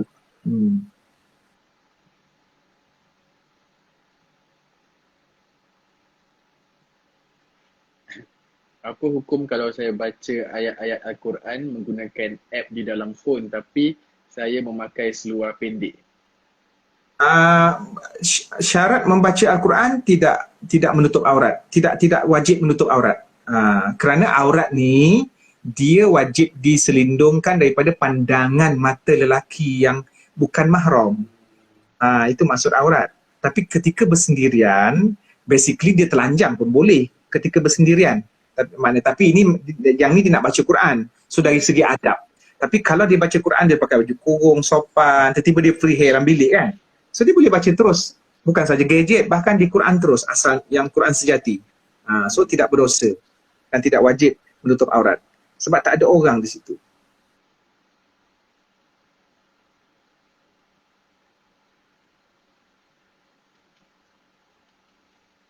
Okay Ustaz, saya end dululah. Soalan dia berulang-ulang. Tapi Ustaz save tau nanti. Okay, no, Ustaz kena end.